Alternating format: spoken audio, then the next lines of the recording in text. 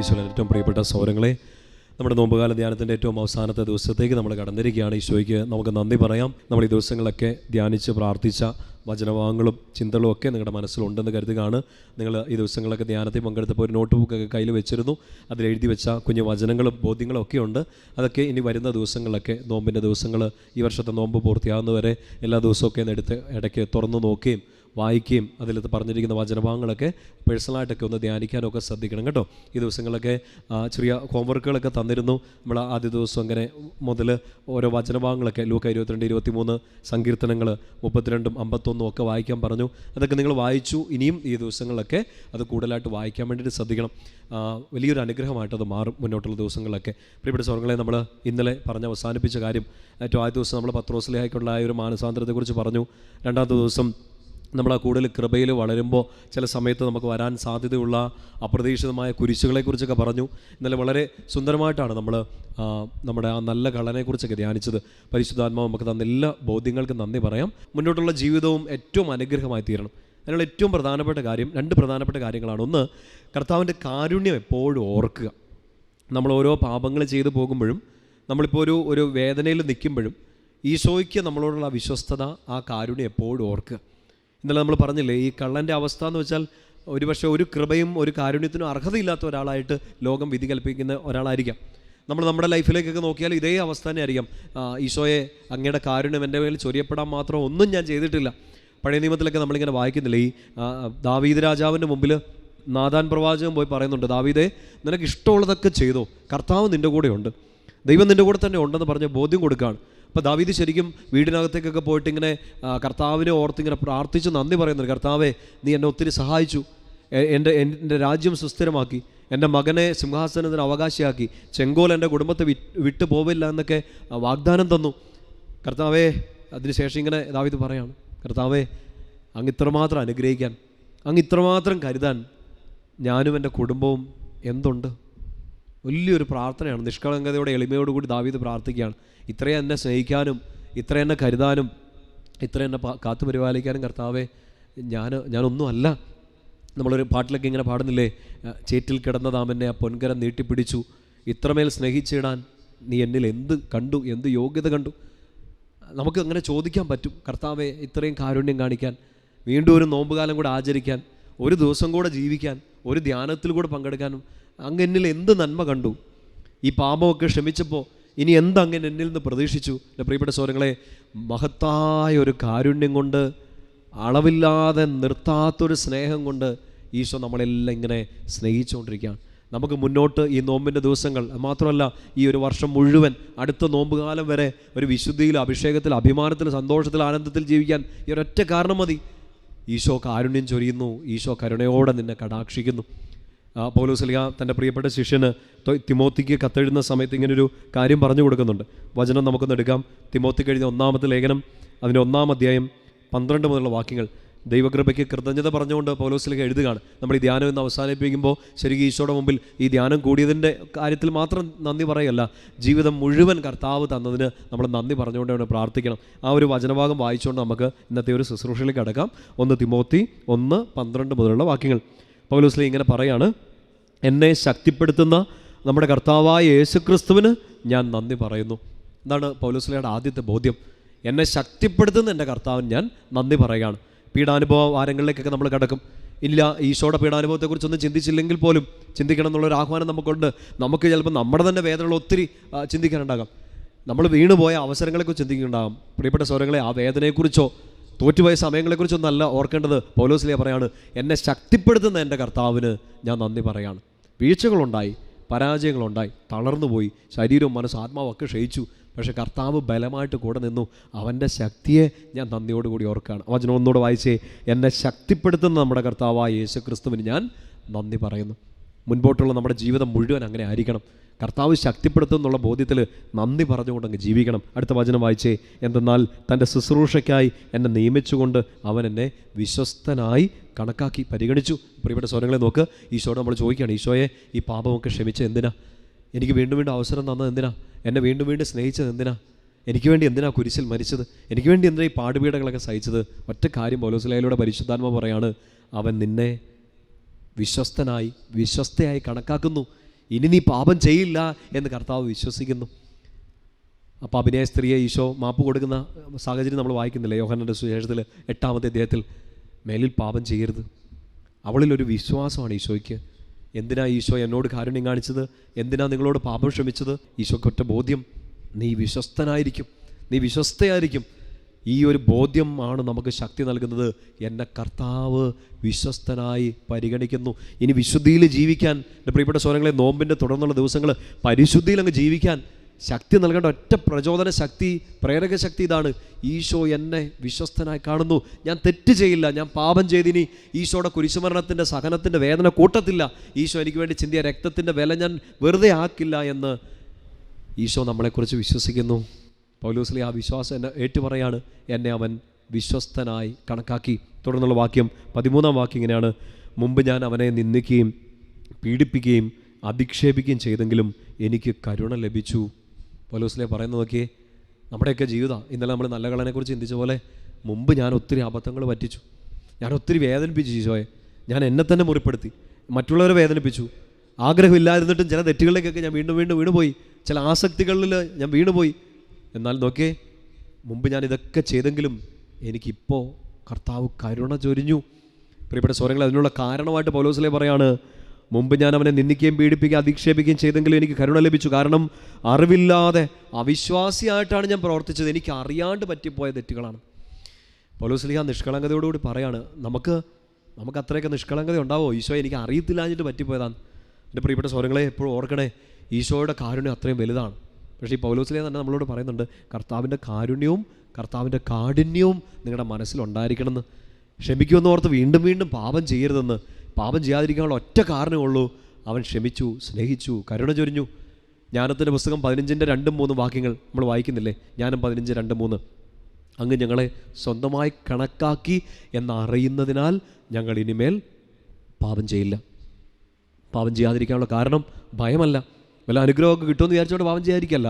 ഈശോ എന്നെ സ്നേഹിക്കുന്നുണ്ട്, അവിടുന്ന് എന്നെ സ്വന്തമായി കണക്കാക്കി എന്നറിയുന്നതിനാൽ ഞാൻ ഇനിമേൽ പാപം ചെയ്യില്ല. പൗലോസ്ലീഹ പറയാണ്, എനിക്ക് കരുണ ലഭിച്ചു. അറിവില്ലാതെ ചെയ്തു പോയ തെറ്റുകളാണ്, കർത്താവ് അതെല്ലാം ക്ഷമിച്ചു. പ്രിയപ്പെട്ട സഹോദരങ്ങളെ, ലൂക്കാ സുവിശേഷത്തിൽ നമ്മൾ വായിക്കുന്നില്ലേ, ഈശോ ഏറ്റവും കൂടുതൽ ഉപമകൾ പറഞ്ഞിട്ട് അത് രേഖപ്പെടുത്തിയിട്ടുള്ളത് ലൂക്കാ സുവിശേഷത്തിലാണ്. പ്രധാനപ്പെട്ട കഥകൾ, പ്രധാനപ്പെട്ട ഉപമകൾ ഈശോ പറയുന്നുണ്ട്. ഈ ഒറ്റ തീമിൽ ഒരു 3 കഥകൾ പറയുന്നില്ലേ? കാണാതായ നാണയം, കാണാതായ ആട്, പിന്നെ ഇറങ്ങിപ്പോയ, മറ്റൊരു വാക്കിൽ ചിന്തിച്ചാൽ കാണാതെ പോകുന്ന ഈ മകൻ. ഈ 3 കാര്യങ്ങളും നിങ്ങൾ ശ്രദ്ധിക്കണം. നാണയം കാണാതെ പോകുമ്പോൾ, ആടിനെ കാണാതെ പോകുമ്പോൾ ഇതിൻ്റെ ഉടമസ്ഥൻ അന്വേഷിച്ചിറങ്ങുന്നുണ്ട്. നിങ്ങളൊന്ന് ചിന്തിച്ച് നോക്കിയാൽ, ഒരാൾക്കാണിത് തന്നെ നഷ്ടപ്പെട്ടതെന്ന് ചിന്തിച്ചോ? ലൂക്കാ സുവിശേഷം നിങ്ങളത് വായിച്ചിട്ടുണ്ടല്ലോ 15-ാമത്തെ അധ്യായത്തിൽ. ഒരാൾക്കാണിത് 3 നഷ്ടപ്പെട്ടത്. ഫോർ എക്സാമ്പിൾ, നിങ്ങൾക്ക് നിങ്ങളുടെ ഒരു രൂപ നാണയം നഷ്ടപ്പെട്ടു, നിങ്ങൾക്ക് നിങ്ങളുടെ ഒരു ആട്ടുകുഞ്ഞിനെ നഷ്ടപ്പെട്ടു, നിങ്ങൾക്ക് നിങ്ങളുടെ മകനെ നഷ്ടപ്പെട്ടു. 3നോടും നമ്മൾ ഒരേ വാല്യൂ അല്ല കൊടുത്തേക്കുന്നത്. 1 രൂപ നാണയം നഷ്ടപ്പെട്ടാൽ ഉള്ള സങ്കടമാണോ ആടിനെ നഷ്ടപ്പെട്ടാലുള്ള സങ്കടം? അതിനെക്കാട്ടും എത്രയോ മടങ്ങാണ് മകനെ നഷ്ടപ്പെട്ടാലുള്ള സങ്കടം. ഇത് 3 നഷ്ടപ്പെട്ട് നിൽക്കാമെന്ന് വിചാരിക്കുക. ഈ സുവിശേഷത്തിൽ ഈശോ പറഞ്ഞ ഉപമകൾ എങ്ങനെയാണ്? ഈ ആടിനെ നഷ്ടപ്പെട്ടപ്പോഴും നാണയം നഷ്ടപ്പെട്ട സമയത്തും ഈ ഉടമസ്ഥൻ അന്വേഷിച്ചിറങ്ങാണ്. നമുക്ക് ഈശോയുടെ മനുഷ്യാവതാരം, പീഡാസകന രഹസ്യങ്ങളൊക്കെ ധ്യാനിക്കുന്ന ആരാധനക്രമത്തിലൊക്കെ നമ്മളിങ്ങനെ കടന്ന് ചിന്തിച്ചു പോകാറുണ്ട്. ഈശോ സഹിച്ച ഏറ്റവും വലിയ പീഡാസകനം എന്നാന്നൊക്കെ ചോദിക്കുമ്പോൾ ചിന്തകരൊക്കെ പറയാറുണ്ട്, ദൈവമായിരുന്നിട്ടും അവൻ അത് ശൂന്യവൽക്കരിച്ച് മനുഷ്യനായി വന്നു എന്നുള്ളത് തന്നെയാണ് ഏറ്റവും വലിയ സഹനം.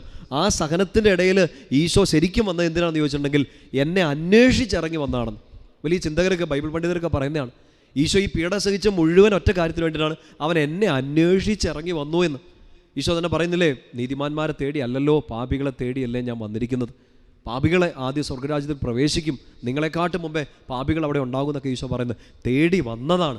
ഈശോയുടെ മനുഷ്യാവതാരത്തെക്കുറിച്ച്, ഈശോയുടെ പീഡാസഹന മരണത്തെക്കുറിച്ചൊക്കെ ഓർക്കണം, ഇത് ഈശോ ചെയ്തത് എന്തിനു വേണ്ടിയാണ്?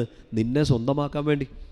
ഫിലിപ്പിയർക്ക് എഴുതിയ ലേഖനം 2-ാമത്തെ അധ്യായത്തിൽ പൗലോസിലെ പറയുന്നുണ്ട്, അവൻ തന്നെ ശൂന്യനാക്കി ദാസന്റെ രൂപം സ്വീകരിച്ച് സ്വയം ശൂന്യവൽക്കരിച്ച് തന്നെ താഴ്ത്തി, കുരിശു മരണം വരെ താഴ്ത്തി.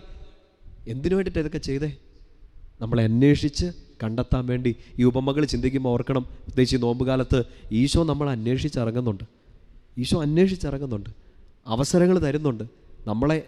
നമുക്കൊരു തിരിച്ചറിവില്ലാത്ത ഒരു സമയത്താണ് ഈ തെറ്റുകളൊക്കെ ചെയ്തുകൊണ്ടിരിക്കുന്നതെങ്കിൽ, അറിയില്ലാതെ തെറ്റുകൾ ചെയ്തിരിക്കുന്നെങ്കിൽ, എൻ്റെ പ്രിയപ്പെട്ട സഹോദരങ്ങളെ, സങ്കടപ്പെട്ടിരിക്കരുത്, നിരാശപ്പെട്ടിരിക്കരുത്. ഈശോ അന്വേഷിച്ചിറങ്ങുന്നുണ്ട്. നാണയം പോയപ്പോഴും ആടിനെ പോയപ്പോഴും പക്ഷെ നിങ്ങൾ ശ്രദ്ധിക്കേണ്ട ഒരു കാര്യമുണ്ട്. ഈ നാണയത്തേക്കാൾ, ഈ ആട്ടിൻകുഞ്ഞിനേക്കാൾ എത്രയോ വിലപ്പെട്ടതാണ് മകൻ. ശരിക്കും പറഞ്ഞാൽ നിങ്ങളാണെങ്കിൽ അന്വേഷിച്ചിറങ്ങില്ലേ? ഉപമ നിങ്ങൾ ശ്രദ്ധിക്കണം. ഈ അപ്പൻ അന്വേഷിച്ചിറങ്ങുന്നില്ല, പകരം കാത്തിരിക്കുകയാണ്. നമ്മൾ വിചാരിക്കും എന്തൊരു വലിയ ക്രൂരതയാണല്ലേ. ഒരു രൂപ നാണയം പോയപ്പോൾ അന്വേഷിക്കുന്നു, വിളക്കൊക്കെ കൊളുത്തി കട്ടിലടിയിലൊക്കെ തപ്പി എടുക്കുന്നു. ആട്ടിനെ കാണാണ്ട് പോയപ്പോൾ 99 വിട്ടു പോകുന്നൊരു സ്വഭാവത്തെക്കുറിച്ചൊക്കെ ഈശോ പിന്നീട് പറയുന്നുണ്ട്. ഒരെണ്ണത്തെ അന്വേഷിച്ചിറങ്ങാണ്. അത്രയും തീക്ഷ്ണത, അത്രയും സ്നേഹം. ഈ മകനെ അതിനെക്കാട്ട് സ്നേഹത്തോടെ അന്വേഷിച്ചിറങ്ങണ്ടേ? പ്രിയപ്പെട്ട സഹോദരങ്ങളെ ശ്രദ്ധിച്ചേ, അന്വേഷിച്ചിറങ്ങുന്നില്ല, പകരം കാത്തിരിക്കുകയാണ്. അന്വേഷിച്ചിറങ്ങുന്നില്ല എന്ന് വെച്ചാൽ ഉപേക്ഷിച്ച് കളഞ്ഞു. ഇവൻ നന്നാവില്ല, ഇവൾ നന്നാവില്ല എന്ന് പറഞ്ഞ് നമ്മളെ കർത്താവ് കൈവിടുകയല്ല, കാരുണ്യത്തോടെ അവൻ കാത്തിരിക്കുകയാണ്. 2 സ്വഭാവ രീതികളാണ് ഈശോയുടെ നമ്മൾ ആ ഉപമകളിലൂടെ കാണുന്നത്. ഒന്ന്, കരുണയോടെ നമ്മളെ അന്വേഷിച്ചിറങ്ങുന്ന ഈശോ. 2, കാരുണ്യത്തോടെ നമ്മളെ കാത്തിരിക്കുന്ന ഈശോ. രണ്ടിനും ഒരു വ്യത്യാസമുണ്ട്. എന്താണെന്നറിയോ? ഒരു നാണയം നഷ്ടപ്പെട്ടു പോകുന്നത് ചിലപ്പോൾ നമ്മൾ ശ്രദ്ധിക്കാത്തതുകൊണ്ടായിരിക്കാം, നമ്മുടെ പോക്കറ്റിലൊരു ഹോള് വീണുകൊണ്ടായിരിക്കാം, നമ്മുടെ പേഴ്സ് ഒന്ന് കീറിയത് കൊണ്ടായിരിക്കാം, ചിലപ്പോൾ ആയിരക്കണക്കിന് ഈ നാണയത്തിനിടയ്ക്ക് 1 രൂപ അറിയാതെ നഷ്ടപ്പെട്ടു പോയതായിരിക്കാം. അറിവില്ലാതെ പോയി. ആട്ടുംകുഞ്ഞ് ശ്രദ്ധിക്കുക, 100 ആടുകളുണ്ട്, ഒരെണ്ണം അറിയാണ്ടങ്ങ് ചാടിപ്പോയതായിരിക്കാം, അല്ലെങ്കിൽ ശ്രദ്ധിക്കാത്തതായിരിക്കാം, കൂടെ അടച്ചു പോയതായിരിക്കാം, അറിവില്ലാതെ പറ്റിപ്പോയതായിരിക്കാം. ഇത് ശ്രദ്ധിക്കണം. 2 തെറ്റുകളും, നാണയം നഷ്ടപ്പെട്ടു പോകുന്നതും ആടിന് നഷ്ടപ്പെട്ടു പോകുന്നതും അറിവില്ലാത്തത് കൊണ്ടാണ്. അറിവില്ലാത്തപ്പോൾ കർത്താവ് കാരുണ്യത്തോടെ അന്വേഷിച്ചിറങ്ങുന്നു. അറിയത്തില്ലാതെ നീ ചെയ്തു പോയ തെറ്റുകൾ കർത്താവ് ഒന്നും മനസ്സിൽ സൂക്ഷിക്കുന്നില്ല. കർത്താവ് കാരുണ്യത്തോടെ നിന്നെ അന്വേഷിച്ച് കണ്ടെത്തും. പക്ഷേ നീ ഒരു മകനാണ്, മകളാണ്. വചനം കേട്ടു, കൂദാശകൾ സ്വീകരിച്ചു, മതബോധനം കിട്ടി, സഭയുടെ ഭാഗമായിട്ട് നിൽക്കുന്നു, ധ്യാനങ്ങളൊക്കെ കൂടുന്നു, കുമ്പസാരിക്കാനും വിശുദ്ധിയിൽ ജീവിക്കാനൊക്കെ കർത്താവ് 100 അവസരങ്ങൾ തരുന്നു. പക്ഷേ എന്നിട്ടും അപ്പൻ്റെ സ്നേഹം വേണ്ട, അപ്പൻ്റെ വീട് വേണ്ട, അപ്പൻ്റെ കാരുണ്യം വേണ്ട, അപ്പനിൽ നിന്ന് കിട്ടാൻ പറ്റുന്നതൊക്കെ മേടിച്ചെടുത്ത് അപ്പൻ്റെ സ്നേഹത്തിൽ നിന്ന് ഓടി അകലുകയാണ്. ഓടി അകന്ന് പോയി. പത്രോസ്ലീഹായെക്കുറിച്ച് നമ്മൾ ചിന്തിച്ച പോലെ അകന്ന് അവസാനം പന്നിക്കൂട്ടിൽ എത്തുകയാണ്. പന്നി തിന്നുന്ന ആ തവിടെങ്കിലും തിന്ന് വിശപ്പടക്കാൻ ആഗ്രഹിച്ചു, നടന്നില്ല. അപ്പൻ അത്രയും ക്രൂരനാണെന്ന് നമ്മൾ വിചാരിക്കും. അന്വേഷിച്ചിറങ്ങാമായിരുന്നല്ലോ. ഇല്ല പ്രിയപ്പെട്ട സഹോദരങ്ങളെ, അന്വേഷിച്ചിറങ്ങാല്ല, പകരം കാത്തിരിക്കുകയാണ്. നോമ്പിൻ്റെ ഇടയ്ക്ക് ഇതൊരു സൂചനയായിട്ട് നമ്മൾ എടുക്കണേ. ഇപ്പം ഈ നോമ്പിന് അനുദപിക്കാനൊക്കെ ആവശ്യപ്പെടുമ്പോൾ അറിവില്ലാതെ ചെയ്തു പോയ തെറ്റുകളാണ് നിൻ്റെ ഉള്ളിലുള്ളതെങ്കിൽ ഈശോ നിന്നെ അന്വേഷിച്ചിറങ്ങും. അറിഞ്ഞുകൊണ്ട് ചില തെറ്റുകൾ ചെയ്തെങ്കിൽ ഉപേക്ഷിച്ച് കളയില്ല, പക്ഷേ കരുണയോടെ അവൻ കാത്തിരിക്കും. നീ തിരിച്ചു ചെല്ലണം. അതുകൊണ്ടാണ് ആദ്യത്തെ ദിവസം നമ്മളൊരു വചനം എടുത്ത് പ്രാർത്ഥിച്ചില്ലേ, ജോയൽ 2:12, ഇപ്പോഴെങ്കിലും തിരിച്ചു വാ, at least now you come back. ഉപവാസത്തോടെ നെടുവീർപ്പോടെ തിരിച്ചു വാ. What if this is a last chance? ഇതാണ് നമ്മൾ കൂടുന്ന അവസാനത്തെ ധ്യാനമെങ്കിലോ, ഇതാണ് നമുക്ക് കിട്ടുന്ന അവസാനത്തെ നോമ്പ് കാലമെങ്കിലോ, ഇതാണ് നമുക്ക് ഏറ്റവും അവസാനമായിട്ട് കുമ്പസാരിക്കാൻ കിട്ടുന്നൊരു സമയമെങ്കിലോ, ഇപ്പോഴെങ്കിലും തിരിച്ചു വാ. അന്വേഷിച്ചിറങ്ങുന്നില്ല, പകരം കാത്തിരിക്കുകയാണ്. തിരിച്ചു ചെല്ലണം. എനിക്ക് തെറ്റുപറ്റി, നിൻ്റെ കാരുണ്യത്തെ ഞാൻ ഓർക്കുകയാണ്, ഞാൻ തിരിച്ചു വരാൻ തയ്യാറാണ്. അങ്ങനെ തിരിച്ചു ചെല്ലുമ്പോൾ സ്വർഗം മുഴുവൻ ഒരു വലിയ ആഹ്ലാദത്തിലേക്ക് കടക്കാണ്. അതേ കാര്യമാണ് പ്രിയപ്പെട്ട സഹോദരങ്ങളെ തൻ്റെ പ്രിയപ്പെട്ട ശിഷ്യന്, മകന് തിമോത്തിക്ക് പൗലോസ്ലീഹ പറയുക, മുമ്പ് എനിക്ക് തെറ്റുപറ്റി, അറിവില്ലാതെയാണ് ഞാൻ ചെയ്തത്, അതുകൊണ്ട് എനിക്ക് വലിയ കരുണ കിട്ടി, കർത്താവ് എന്നെ അന്വേഷിച്ച് കണ്ടെത്തി. തൻ്റെ ജീവിതം മുഴുവൻ സാക്ഷിയായിട്ടല്ലേ ദമാസ്കസിലേക്കുള്ള യാത്രാമധ്യേ ഈശോ പൗലോസിനെ അന്വേഷിച്ചിറങ്ങാണ്, വഴി വെച്ച് കണ്ടുപിടിക്കുകയാണ്, പിന്നെ തൻ്റെ വഴിയിലേക്ക് കൊണ്ടു നടക്കുകയാണ്. പൗലോസ്ലീഹ അതിനെക്കുറിച്ചൊക്കെയാണ് പറയുന്നത്. വലിയ കാരുണ്യം ലഭിച്ചു. തുടർന്നുള്ള വചനം വായിക്കണേ. 1 തിമോത്തി 1 അതിൻ്റെ 14 മുതൽ സുന്ദരമായൊരു വചനമാണെന്ന് അടയാളപ്പെടുത്തിയിട്ടോ. കർത്താവിൻ്റെ കൃപ യേശുക്രിസ്തുവിലുള്ള വിശ്വാസത്തോടും സ്നേഹത്തോടും കൂടെ എന്നിലേക്ക് കവിഞ്ഞൊഴുകി. കരുണയും കൃപയും ഈ നോമ്പ് കാലത്ത് നമുക്ക് കിട്ടുന്ന ഏറ്റവും വലിയ അനുഗ്രഹങ്ങളാണ് പ്രിയപ്പെട്ട സഹോദരങ്ങളെ. അത് കരുണയും കൃപയും. ഈശോ കുരിശിൽ നിന്ന് ഒഴുക്കി തന്നത് സ്നേഹം, കരുണയും കൃപയുമാണ്. യേശുക്രിസ്തുവിലൂടെയുള്ള ഒരു കൃപ, കാരുണ്യം എന്നിലേക്ക് സ്നേഹത്തോടെ കവിഞ്ഞൊഴുകി എന്നാണ് പൗലോസ്ലീഹ പറയുക. ഇത് പൗലോസ്ലീഹയുടെ മാത്രം സാക്ഷ്യമല്ലെന്നേ, നമുക്കൊക്കെ പറയാനുള്ളത് എത്രയല്ലേ ഉള്ളൂ. ഈ കഴിഞ്ഞൊരു കാലം, കഴിഞ്ഞ 20 വർഷം, 30 വർഷം, 60 വർഷം, 80 വർഷം നമുക്ക് എഴുതി വയ്ക്കാൻ ഒറ്റ കഥയേ ഉള്ളൂ. ആ കഥയുടെ പേര് കരുണ എന്നാണ്. കാരുണ്യം, ഈശോ തന്ന കാരുണ്യമാണ് എൻ്റെ ജീവിതം എന്ന്. എണ്ണിയാൽ തീരാത്തത്ര പാപങ്ങൾ നമുക്കുണ്ടായിരിക്കാം, ഈശോ തള്ളി പറയുന്ന അനുഭവങ്ങൾ നമുക്കുണ്ടായിരിക്കാം. പക്ഷേ അതിനേക്കാൾ മുകളിൽ അവൻ്റെ കൃപ കാരുണ്യത്തോടും സ്നേഹത്തോടും കൂടെ നമ്മിലേക്ക് കവിഞ്ഞൊഴുകി. അതുകൊണ്ട് പൗലോസ്ലീഹ പറയുക റോമാക്കാർക്ക് കത്തെഴുതുമ്പോൾ, ഈ സ്നേഹത്തിൽ നിന്ന് ഇനി ഞാൻ എങ്ങോട്ടും പോകത്തില്ല, ഒന്നിനും എന്നെ അകറ്റാനും പറ്റത്തില്ല. ഒന്നിനും എന്നെ പരാജയപ്പെടുത്താനും പറ്റത്തില്ല, തോൽപ്പിക്കാൻ പറ്റത്തില്ല. യേശുക്രിസ്തുവിലൂടെ വെളിപ്പെട്ട ആ സ്നേഹത്തിൽ എല്ലാത്തിനെയും ഞാൻ അതിജീവിക്കുമെന്ന് റോമാക്കാർക്ക് എഴുതിയ ലേഖനത്തിൽ 8-ാമത്തെ അധ്യായത്തിൽ പൗലോസ്ലീഹ ഉറപ്പിച്ച് പറയുന്നത് ഇതുകൊണ്ടാണ്. പ്രിയപ്പെട്ട സ്വരങ്ങളെ, നമുക്ക് കാരുണ്യം ലഭിച്ചു. ഈശോയെ നോക്കി നടക്കുന്ന നമുക്ക്, നമ്മളെ അന്വേഷിച്ച് നടക്കുന്ന ഈശോയെ നമ്മൾ അന്വേഷിച്ച് നടക്കുമ്പോൾ ഈശോ ഇതാ കുറച്ചുകൂടെ പെട്ടെന്ന് നമ്മളെ അടുത്തേക്ക് വന്ന് അളവില്ലാതെ സ്നേഹവും കാരുണ്യവും കൃപയും നമ്മിലേക്ക് ഒഴുക്കി തരികയാണ്. പൗലോസ്ലീഹ തുടർന്ന് പറയുന്നൊരു കാര്യമുണ്ട്, പാപികളെ തേടിയിട്ടാണ് കർത്താവ് വന്നത്. എന്നെപ്പോലുള്ളൊരു പാപിയെ തേടിയാണ് കർത്താവ് കൃപയൊഴുക്കാൻ വേണ്ടി വന്നത്. 1-ാമത്തെ അധ്യായത്തിൽ അതിൻ്റെ 15-ാമത്തെ വാക്യം ശ്രദ്ധിച്ച് കേട്ടെ. യേശുക്രിസ്തു ലോകത്തിലേക്ക് വന്നത് പാപികളെ രക്ഷിക്കാനാണ് എന്ന പ്രസ്താവം വിശ്വസനീയവും തികച്ചു സ്വീകാര്യവുമാണ്. 16-ാം വാക്യം, പാപികൾ ഒന്നാമനായിരുന്നു ഞാൻ, എങ്കിലും എനിക്ക് കാരുണ്യം ലഭിച്ചു. നോക്ക്, പൗലോസ്ലീഹ പറയാണ്, ഈശോ വന്നത് എന്തിനാണെന്നറിയോ മക്കളെ? നമ്മുടെ പാപങ്ങളെ ഏറ്റെടുക്കാനാ. നമ്മളെ തേടിയാണ് അവൻ വന്നത്. അവൻ എനിക്ക് കാരുണ്യം തന്നു. പാപികൾ ഒന്നാമനായിരുന്നു ഞാൻ, എന്നാൽ എനിക്ക് ഏറ്റവും വലിയ കാരുണ്യം ലഭിച്ചു. പ്രിയപ്പെട്ട സ്വരങ്ങൾ, നമുക്ക് ഈ നോമ്പിൻ്റെ സമയത്തൊക്കെ ഈശോയുടെ മുമ്പിൽ ഇങ്ങനെ സ്നേഹത്തോടെ നിന്ന് പറയാനുള്ള, നമുക്ക് അഭിമാനിക്കാനുള്ള കാര്യം ഇതായിരിക്കണം. കാരുണ്യം ലഭിച്ചു. പൗലോസ്ലീഹ പറയുന്നില്ലേ, ഞാൻ അഭിമാനിക്കുന്നുണ്ടെങ്കിൽ എൻ്റെ കുറവുകളെ ഓർത്ത് ഞാൻ അഭിമാനിക്കും. കാരണം ആ കുറവുകളിലാണ്, ആ ബലഹീനതകളിലാണ് എനിക്ക് കർത്താവിൻ്റെ ശക്തി വെളിപ്പെട്ട് കിട്ടിയത്. എൻ്റെ ബലഹീനതകളാണ് അവൻ്റെ കൃപ എന്നിലേക്ക് കവിഞ്ഞൊഴുകിയത്. പൗലോസ്ലീഹയ്ക്ക് ഇത് എങ്ങനെ കിട്ടിയത്? ദമാസ്കസിലേക്കുള്ള യാത്രാമധ്യേ ഈശോയെ നോക്കി, പിന്നെ ജീവിതം മുഴുവൻ ഈശോയെ മാത്രം നോക്കിക്കൊണ്ടുള്ള ജീവിതമായിരുന്നു. പൗലോസ്ലീഹയെക്കുറിച്ച് പറയാനല്ല ഇന്ന് നമ്മൾ ഈ സമയം ഉപയോഗിക്കുക, പക്ഷേ ഒരു വെളിച്ചമായിട്ട് നമ്മുടെ മുമ്പിൽ പൗലോസ്ലീഹയുടെ ജീവിതം നിൽക്കണം. ഒരിക്കൽ പാപിയായിരുന്ന ഒരാൾ തിരിച്ചുവരവ് നടത്തുന്നത് ചെറിയ തിരിച്ചുവരവല്ല, ഈശോയ്ക്ക് വേണ്ടി മുഴുവൻ സറണ്ടർ ചെയ്തൊരു ജീവിതം. ആദ്യ ദിവസം നമ്മൾ ചിന്തിച്ചില്ലേ, ഈ ധ്യാനവും ഈ നോമ്പുകാലവും ഒക്കെ തിരിച്ചറിവിൻ്റെയും തിരിച്ചുവരവിൻ്റെയും കാലമാണ്. ഇപ്പം തിരിച്ചു വരണം. പൗലോസ്ലീഹ തിരിച്ചറിഞ്ഞു.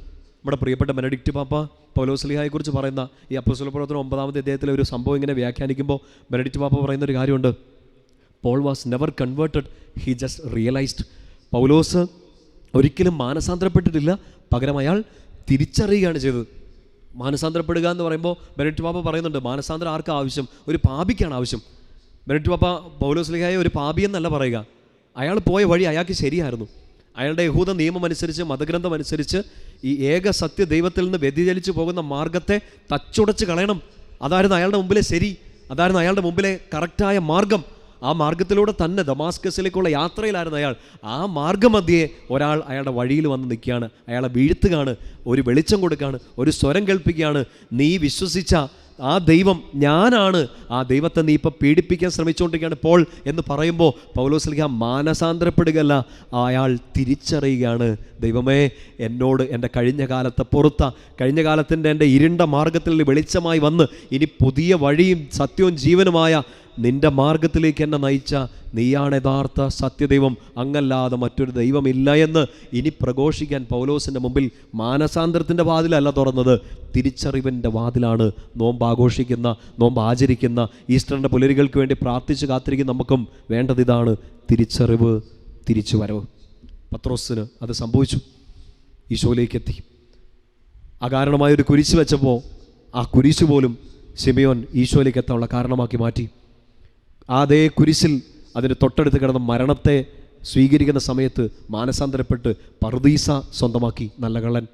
നിതാ പൗലോസ്ലീഹ നമ്മുടെ മുമ്പിൽ അവതരിപ്പിക്കുകയാണ്. ഈ നോമ്പിന് വേണ്ടി, നോമ്പിൽ ഇങ്ങനെ പ്രാർത്ഥിച്ചൊരുങ്ങി നിൽക്കും നമുക്ക് വലിയ കാരുണ്യം ലഭിച്ച നമുക്ക് ഇനി ഒരൊറ്റ മാർഗമേ ഉള്ളൂ, ഈശോയെ മാത്രം നോക്കി നടക്കുന്ന ക്രിസ്ത്യാനിയാവുക, ഈശോയെ മാത്രം നോക്കി നടക്കുന്ന ദൈവത്തിൻ്റെ പൈതലാവുക.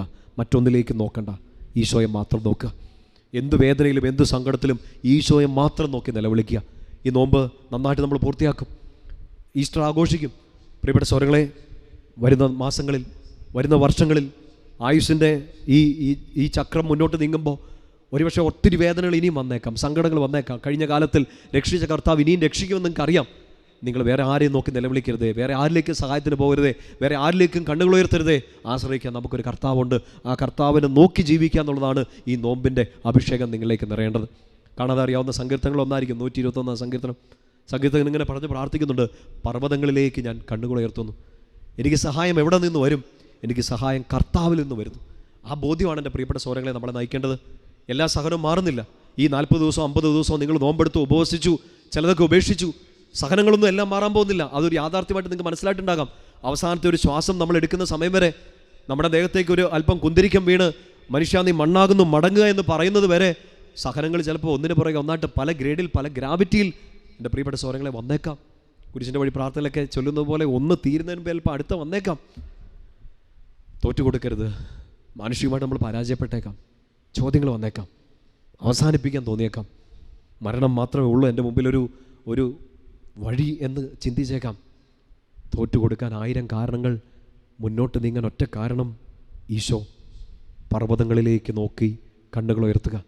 സഹായം നിനക്ക് എവിടെ നിന്ന് വരും? സഹായം കർത്താവിൽ നിന്ന് വരുന്നു. ആകാശവും ഭൂമിയും സൃഷ്ടിച്ച കർത്താവിൽ നിന്ന്. നിന്നെ കാത്തു പരിപാലിക്കുന്ന, ഉറക്കം തൂങ്ങാത്ത, പരിപാലിക്കുന്ന, സ്നേഹം കൊണ്ട് പൊതിഞ്ഞു പിടിക്കുന്ന ആ കർത്താവിൽ നിന്ന്. സങ്കീർത്തനം 32 ഇന്നലെ വായിക്കാൻ പറഞ്ഞില്ലേ? 32-ാം സങ്കീർത്തനം നിങ്ങളൊരു വചനം ശ്രദ്ധിച്ചോ? അവിടുത്തെ സ്നേഹം എന്നെ വലയം ചെയ്യും. അവിടുത്തെ സ്നേഹം എന്നെ ഇങ്ങനെ പൊതിഞ്ഞു പിടിക്കും. നാളെ സഹനം വരില്ലെന്നല്ല, നാളെ ബുദ്ധിമുട്ടുകൾ വരുന്നില്ലെന്നല്ല, എന്തു വന്നാലും കർത്താവിൻ്റെ സ്നേഹം നിന്നെ പൊതിഞ്ഞു പിടിക്കും. 1 യോഹന്നാൻ 5:18 നമ്മളിങ്ങനെ വായിക്കുന്നുണ്ട്, ദൈവത്തിൻ്റെ മക്കൾ, പാപം ചെയ്യാത്ത ദൈവത്തിൻ്റെ വിശുദ്ധ മക്കൾ, അവരെ കർത്താവ് തന്നെ പൊതിഞ്ഞു പിടിക്കും, ദുഷ്ടൻ അവരെ തൊടുകയില്ലെന്ന്. ഒരു വലയം തീർത്ത്, ഒരു കോട്ട കെട്ടി കർത്താവ് നിങ്ങളെ പൊതിഞ്ഞു പിടിക്കും, എന്നെ പൊതിഞ്ഞു പിടിക്കും. പ്രിയപ്പെട്ട സഹോദരങ്ങളെ, ഒറ്റ കാര്യം മാത്രം തീരുമാനിച്ചേക്കാം. ഈ നോമ്പിൽ ഒരു തീരുമാനം ഇനി എടുക്കണം. കഴിഞ്ഞ ദിവസങ്ങളിലൊക്കെ നമ്മൾ നോമ്പ് എടുത്തു, ചിലതൊക്കെ തെറ്റിച്ചു, ചില തീരുമാനങ്ങൾ തെറ്റിച്ചു. ഇന്ന് ഈ ധ്യാനം അവസാനിക്കുന്ന ഈ ദിവസം നിങ്ങളൊരു തീരുമാനം എടുക്കുക. ഞാൻ എൻ്റെ കർത്താവിനെ തന്നെ നോക്കും.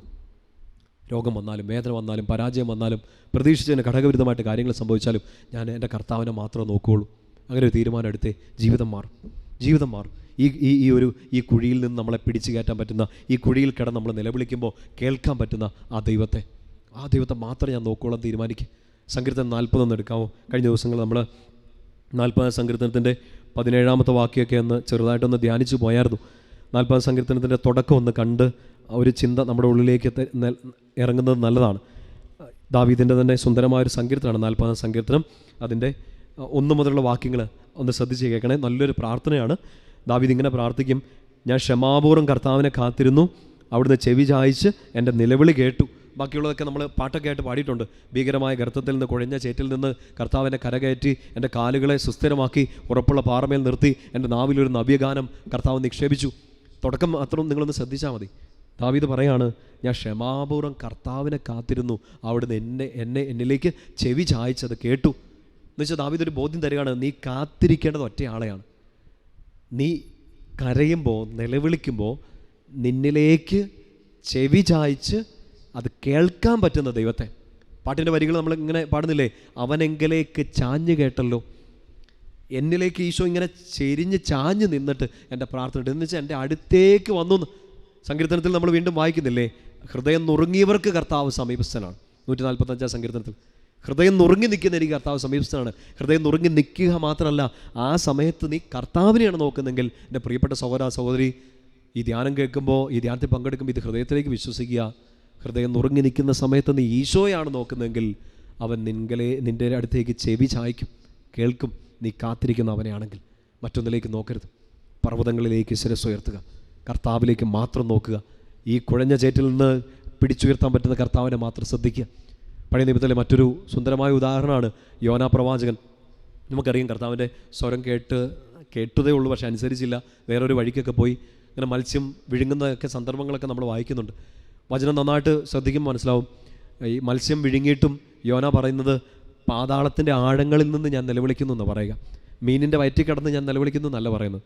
പാതാളത്തിൻ്റെ ആഴങ്ങളിൽ ഉപയോഗിച്ചിരിക്കുന്ന വാക്ക് ഫ്രം ദ ഡെപ്ത്സ് ഓഫ് ഷെയോൾ, പാതാളം മരിച്ചവരുടെ അടുത്ത് നിന്ന് ഞാൻ കരയുന്നു എന്ന് പറയുക. അത്ര ആഴങ്ങളിൽ നിന്ന്. ആ ആഴങ്ങളെക്കുറിച്ചോ മീനിൻ്റെ വയറോ ഏത് മീനാണ് യോനയെ വിഴുങ്ങിയത്, എന്നെ പറ്റിയെന്നൊന്നും ചിന്തിക്കരുത്.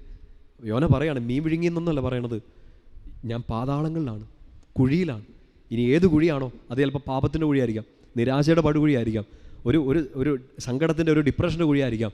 അവിടെ നിന്ന് വിഴുങ്ങിയ മീനിനെയോ ഈ മീൻ വിഴുങ്ങാൻ കാരണമായ കടലോ ഒന്നും അല്ല ചിന്തിച്ചത്, കടലിലേക്ക് തന്നെ എടുത്തിട്ടവരെ ഒന്നല്ല ചിന്തിച്ചത്. അവിടെ വെച്ചും അവൻ കർത്താവിനെ ഓർത്തു. പാതാളങ്ങളിൽ നിന്ന്, ആഴങ്ങളിൽ നിന്ന്, കർത്താവെ ഞാൻ അങ്ങേ വിളിച്ചപേക്ഷിക്കുന്നു എന്നാണ് പറയുക. വിളിച്ചപേക്ഷിച്ചു. എന്നാ സംഭവിച്ചേ? 3-ാം ദിവസം മീൻ ഛർദ്ദിച്ചിട്ടു എന്നാണ് നമ്മൾ വായിക്കുന്നത്. വ്യാഖ്യാനം നന്നായിട്ട് മനസ്സിലാക്കണേ. 3-ാം ദിവസം അവനിങ്ങനെ ഒരു എഴുന്നേൽപ്പിൻ്റെ അനുഭവമാണ് അവനുണ്ടാകുന്നത്. ഈശോ 3 രാവും ഇങ്ങനെ കിടക്കുന്നതിനെക്കുറിച്ച്, 3-ാം ദിവസം ഉയർത്തെഴുന്നേൽക്കുന്നതിനെക്കുറിച്ച് നമ്മൾ വായിക്കുന്നുണ്ട്. യോനാ പ്രവാചകൻ്റെ ഈ വായന ചേർത്ത് ചിന്തിക്കണം. മൂന്നാം ദിവസം 3 രാവും 3 പകലിന് ശേഷം അവനെ മീൻ ഛർദ്ദിച്ചിട്ടു, അവിടുന്ന് അവൻ എഴുന്നേറ്റു എന്നാണ് പറയുക. കുമി എന്നൊരു വാക്കാണ് ഹീബ്രുവിൽ ഉപയോഗിച്ചേക്കുന്നത്. ഈ വാക്ക് നിങ്ങൾ കേട്ടില്ലേ? തലീത്ത കുമി. മരിച്ചു കിടക്കുന്ന ഒരാളോട് പറയുന്ന ഒരു കാര്യമാണ്. ശരിക്കും പറഞ്ഞാൽ മരിച്ചു കിടക്കുകയാണ് യോന. ആ യോന 3-ാം ദിവസം എഴുന്നേറ്റ് നിനവയോട് സുവിശേഷം പ്രഘോഷിക്കുകയാണ്. നിനവയെ മാനസാന്തരപ്പെടുകയാണ്. ഈസ്റ്ററിൻ്റെ സമയത്തൊക്കെ നമ്മളിത് ചിന്തിക്കേണ്ടതുണ്ട്. ഈശോ ഉയർത്തെഴുന്നേറ്റു, ശിഷ്യന്മാരോട് പറഞ്ഞു പോയി സുവിശേഷം പ്രഘോഷിക്കാൻ. അവർ ആ സുവിശേഷം പ്രഘോഷിച്ചു. ഇതുപോലെ തന്നെ കർത്താവ് ഉയർത്തെഴുന്നേൽപ്പിച്ച യോന പോയി സുവിശേഷം പ്രഘോഷിക്കുകയാണ്. നമ്മൾ ചിന്തിക്കേണ്ട പ്രധാനപ്പെട്ട വിഷയം, ആ പാതാളത്തിൽ, മരണത്തിൽ, ഷിയോളിൽ കടന്നുകൊണ്ട് അവൻ നിലവിളിച്ചത് ആരെ നോക്കിയിട്ടാണ്? കർത്താവിനെ. നമുക്ക് ജീവിതമാണ്. ഇഷ്ടം പോലെ മുറിവുകൾ, സങ്കടങ്ങൾ, വേദനകൾ, തെറ്റിദ്ധാരണകൾ, ഒറ്റുകൊടുക്കലുകളൊക്കെ വരാം. എൻ്റെ പ്രിയപ്പെട്ട സ്വരങ്ങളെ, മുറിപ്പെടുത്തിയവരിലേക്കും മുറിവേൽപ്പിച്ചവരിലേക്കും മുറിവുകളിലേക്കും ഒന്നും നോക്കാതെ മുറിവേറ്റ ഈശോയിലേക്ക് മാത്രം നോക്കിയാൽ നമ്മുടെ മുറിവുകൾ സൗഖ്യപ്പെടും. ഇല്ലെങ്കിൽ നമ്മളൊരു അരമുറിയായിട്ട് അവിടെ കിടക്കും, സൗഖ്യപ്പെടാതെ മുറിഞ്ഞ് കിടക്കും. സൗഖ്യം വേണ്ടേ? ഈശോയെ നോക്കണം, വേറെ ആരും നോക്കരുത്, ഈശോ നോക്കുക. ഇത് ഈശോ നമുക്ക് ഇന്ന് ധ്യാനം അവസാനിക്കുന്ന സമയത്ത് ഇന്നത്തെ ദിവസം കർത്താവിനെ നോക്കാൻ വേണ്ടിയിട്ടൊക്കെ പറയുമ്പോൾ ഈശോ പഠിപ്പിച്ച പ്രാർത്ഥന നിങ്ങളുടെ മനസ്സിലുണ്ടാകണം. ഈശോ നല്ലൊരു പ്രാർത്ഥന പഠിപ്പിച്ചിട്ടില്ലേ? എന്നാ പ്രാർത്ഥന പഠിപ്പിച്ചേ? സ്വർഗസ്ഥനായ ഞങ്ങളുടെ പിതാവേ. ഇങ്ങനെ പ്രാർത്ഥിച്ചോളാണ് പറയണേ. എന്നുവെച്ചാൽ അപ്പാ എന്ന് പറഞ്ഞ് പ്രാർത്ഥിക്കണം, വേറെ ആരും നോക്കില്ലെന്ന് ഈശോ പറയുക. അവർ വലിയ ഉദാഹരണം കാണിക്കുക. സ്വർഗസ്ഥനായ ഞങ്ങളുടെ പിതാവേ. പിതാവിനെ നോക്കിക്കും. പിതാവ് നിങ്ങൾക്ക് തരും, പിതാവ് നിങ്ങളെ സഹായിക്കും, പിതാവ് നിങ്ങളുടെ കൂടെ ഉണ്ടാവും, പിതാവ് നിങ്ങൾക്ക് പരിശുദ്ധാത്മാവിനെ തരും, പിതാവിൻ്റെ ഭവനത്തിൽ വാസസ്ഥലമുണ്ട്. നിങ്ങൾക്ക് ഉറപ്പുള്ള ഒരു ദൈവസാന്നിധ്യം ഉണ്ടാകും എന്നുള്ള ഒരു ബോധ്യമാണ് ഈ വചനങ്ങളിലൂടെ എല്ലാം എൻ്റെ പ്രിയപ്പെട്ട സൗരങ്ങളെ നമ്മുടെ ഉള്ളിലേക്ക് കയറുന്നത്. ആ പിതാവിനെ നോക്കി വിളിക്കണം, ആ പിതാവിനെ നോക്കി ജീവിക്കണം എന്നൊക്കെ പഠിപ്പിച്ചു തന്ന ഈശോ അത് ശരിക്കും ജീവിതത്തിൽ തന്നെ നമ്മുടെ മുമ്പിൽ കാണിച്ചു തരുകയും ചെയ്തിട്ടുണ്ട്. വിശുദ്ധ വളരെ പ്രധാനപ്പെട്ട ഒരു എപ്പിസോഡാണല്ലോ നമ്മൾ ഈ ദിവസങ്ങളൊക്കെ ധ്യാനിക്കുന്ന ഈശോയുടെ പീഡാനുഭവമൊക്കെ. അതിൻ്റെ ആ പീഡാനുഭവത്തിൻ്റെ തുടക്ക സമയങ്ങളിലൊക്കെ നമ്മൾ കാണുന്നുണ്ട്. ഈ ആരംഭം, ഈ ഗത്സമൻ തോട്ടത്തിലെ ആ ഒരു പ്രാർത്ഥനയൊക്കെ നമ്മൾ കാണുന്നില്ലേ? ഈശോയുടെ പ്രാർത്ഥന എങ്ങനെയാണ്? ശിഷ്യന്മാരെ, ജനസമൂഹത്തേക്ക് സ്വർഗസ്ഥനായ ഞങ്ങളുടെ പിതാവേ എന്ന് വിളിച്ച് പ്രാർത്ഥിക്കാൻ, പിതാവിനെ തന്നെ നോക്കണം എന്ന് പറഞ്ഞ് പഠിപ്പിച്ച ഈശോ ഗത്സമൻ തോട്ടത്തിൽ കടന്ന് ശരിക്കും ആ പ്രാർത്ഥന ജീവിക്കുന്നുണ്ട്. ഒരു അംഗം വെട്ടിട്ടുള്ളൊരു പ്രാർത്ഥനയൊക്കെയാണ് നമ്മൾ കാണുന്നത്. മുട്ടിന്മേൽ നിന്ന് കിടന്ന് ഈ പാറമേലൊക്കെ വീണ് രക്തം വേർത്ത് അത്രയും തീവ്രമായിട്ട് ഈശോ പ്രാർത്ഥിക്കുകയാണ്. ഓരോ പ്രാർത്ഥനയും എങ്ങനെയാണ്? പിതാവേ, പിതാവേ, പിതാവേ എന്ന് വിളിച്ച്. വേറെ ആരെയല്ല നോക്കുന്നത്. ശിഷ്യന്മാരോടൊക്കെ പോയി പറയുന്നുണ്ട്, നിങ്ങൾ എൻ്റെ കൂടെ കുറച്ച് നേരമൊക്കെ ഉണർന്നിരിക്കുക. പക്ഷെ അവരെ അല്ല ആശ്രയിക്കുന്നത്, അവരോടല്ല പറയുന്നത്, നിങ്ങൾ എൻ്റെ കൂടെ ഒന്ന് ഇരിക്കാൻ മാത്രമേ പറയുന്നുള്ളൂ. ആശ്രയം ആരിലേക്കാണ്? ഈശോ നോക്കുന്ന മുഴുവൻ പിതാവിലേക്കാണ്. നമ്മളെ കാണിച്ചു തരികയാണ്. ആ പിതാവിനെ തന്നെ നോക്കുക. പിതാവിനെ കുറിച്ചൊക്കെ ഒത്തിരി പഠിപ്പിച്ചു കൊടുത്തപ്പോൾ ഫിലിപ്പോസ് ചോദിക്കുന്നുണ്ട്, ഞങ്ങൾക്കും പിതാവിനെ കാണിച്ചു തരാമോ? ഈശോ പറയുന്നുണ്ട്, ഇത്രയും കാലം ഞാൻ കൂടെ ഉണ്ടായിട്ട് ഫിലിപ്പോസേ, നിനക്ക് എന്നെ മനസ്സിലായില്ലേ? എന്നെ കാണുന്നവൻ പിതാവിനെ കണ്ടു കഴിഞ്ഞു. ഈശോയെ തന്നെ നോക്കാൻ ഈശോ നമ്മളോട് ആവശ്യപ്പെടുകയാണ്. ഈശോയിൽ പിതാവിനെ കാണാൻ വേണ്ടിയിട്ട് ഈശോ നമ്മളോട് ആവശ്യപ്പെടുകയാണ്. സ്വർഗസ്ഥനായ ഞങ്ങളുടെ പിതാവേ എന്ന് ഈശോയെ നമുക്ക് വിളിച്ച് പ്രാർത്ഥിക്കാൻ നമുക്ക് പറ്റും. ഗത്സമൻ തോട്ട അനുഭവങ്ങൾ നമുക്ക് ഉണ്ടാകാം. ഉറക്കം കിട്ടാത്ത ഒരു ഗത്സമൻ രാത്രി ചിലപ്പം എനിക്ക് നിങ്ങൾക്കൊക്കെ വന്നേക്കാം. കൂട്ടുകാർ കിടന്ന് ഉറങ്ങുകയും നമുക്ക് ഉറക്കം നഷ്ടപ്പെടുകയും ചെയ്യുന്ന സമയങ്ങൾ വന്നേക്കാം. നമ്മളവരോടൊക്കെ പറഞ്ഞു നമ്മുടെ സങ്കടങ്ങൾ, നമ്മുടെ വേദനകൾ, നമ്മൾ കടന്നു പോകുന്ന ഗത്സമൻ, നമുക്ക് വരാനിരിക്കുന്ന സങ്കടങ്ങൾ, ഭയങ്ങളെല്ലാം നമ്മളവരോട് പറഞ്ഞു. പക്ഷേ അവർ ശാന്തമായിട്ട് കിടന്നുറങ്ങും. ജീവിതമാണ്, അവർക്ക് ചിലപ്പോൾ മനസ്സിലാവില്ല. എൻ്റെ പ്രിയപ്പെട്ട സ്വരങ്ങളെ, നമ്മൾ അനുഭവിക്കുന്ന ഗത്സമൻ രാത്രി നമുക്ക് മാത്രമേ ഉള്ളൂ. ഒറ്റയ്ക്കാണെന്ന് തോന്നിപ്പോവും. പിതാവ് കൂട്ടിനുണ്ട്. അതുകൊണ്ട് മറ്റാരെയും കൂട്ടിന് വിളിക്കുന്നില്ല. അവരുറങ്ങട്ടെ എന്ന് വിചാരിച്ചുകൊണ്ട് ഈശോ പിന്നെയും പോയിട്ട് പിതാവിനെ തന്നെ വിളിച്ച് പ്രാർത്ഥിച്ചു, കഴിയുമെങ്കിൽ ഈ പാനപാത്രം നീക്കിക്കളയുക. വേറെ ആരോടും അല്ല പറയുന്നത്. എൻ്റെ മുമ്പിൽ ഇങ്ങനൊരു പാനപാത്രമുണ്ട്, എനിക്ക് ഇങ്ങനൊരു സഹനമുണ്ട്, എൻ്റെ വീട്ടിൽ ഇങ്ങനൊരു പ്രശ്നമുണ്ട്. ഈശോയെ, ഞാനിത് വേറെ ആരോടും പറയുന്നില്ല. ഇത് നീക്കിക്കളയാൻ പറ്റുന്ന ഒരാളുണ്ടല്ലോ, ആ ആളോട് മാത്രമേ ഞാൻ പറയുന്നുള്ളൂ. ഈശോയുടെ സുന്ദരമായ പ്രാർത്ഥനയിൽ പിതാവിനെല്ലാം സമർപ്പിക്കുന്നൊരു നിമിഷമില്ലേ? ഇനി ഞാൻ കുടിക്കാതെ ഈ പാനപാത്രം മാറത്തില്ലെങ്കിൽ അപ്പാ നിൻ്റെ ഇഷ്ടം നടക്കട്ടെ. ഈശോ പഠിപ്പിച്ച ഏറ്റവും സുന്ദരമായ പ്രാർത്ഥന, ഏറ്റവും നല്ല പ്രാർത്ഥന സ്വർഗസ്ഥനായ ഞങ്ങളുടെ പിതാവേ എന്നുള്ള പ്രാർത്ഥനയാണ്.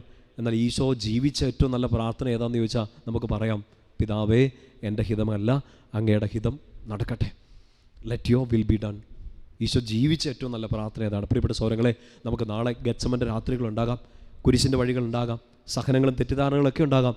സ്വർഗസ്ഥനായ ഞങ്ങളുടെ പിതാവേ എന്ന് വിളിച്ച് ഈ വിളി കേൾക്കാൻ വേറെ ആരുമില്ലെന്നുള്ള ബോധ്യത്തിൽ കർത്താവിനെ മാത്രം നോക്കി വിളിക്കുന്നുണ്ടാകാം. എന്നിട്ട് മാറാത്ത സഹനങ്ങൾ ഉണ്ടാവുകയെ, ചിലപ്പോൾ മാറാത്ത, നിങ്ങൾ മട്ടുവരെ കുടിക്കേണ്ട പാനപാത്രങ്ങൾ നിങ്ങളുടെ മുമ്പിൽ വന്നേക്കാവേ. കുടിക്കണം. ആരുടെ കൂടെ? ഈ ഗത്സമനിലിരുന്ന് ഈശോയുടെ കൂടെ. എൻ്റെ ഈശോയുടെ ഇഷ്ടം നടക്കട്ടെ എന്ന് പറഞ്ഞ് നിങ്ങൾ വിട്ടുകൊടുക്കുന്ന സമയം മുതൽ ഈ സഹനത്തിൻ്റെ കാൽവരി കയറാൻ, ഈ സഹനത്തിൻ്റെ കുരിശെടുക്കാൻ ഒരു വല്ലാത്ത ശക്തി പ്രിയപ്പെട്ട മക്കളെ നമുക്ക് കർത്താവ് തരും. അവനെടുത്ത കുരിശിൻ്റെ അതേ കൃപ നമുക്ക് തരും.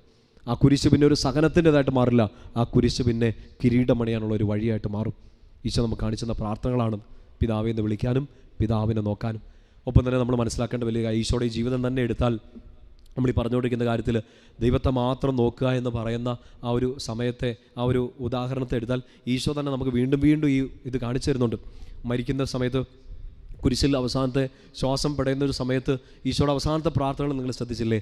പിതാവേ, അങ്ങേ കരങ്ങളിലേക്ക് എൻ്റെ ആത്മാവിനെ ഞാൻ തരുന്നു.